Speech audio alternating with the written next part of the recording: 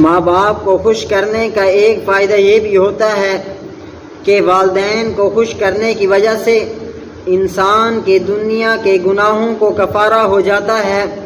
چنانچہ امام ترمذی رحمہ اللہ نے ابن عمر رضی اللہ تعالیٰ عنہ سے روایت ذکر کی ہے کہ ایک آدمی نبی کریم صلی اللہ علیہ وآلہ وسلم کے پاس آیا، اے اللہ کے نبی، مجھ سے بڑا گناہ ہو گیا ہے۔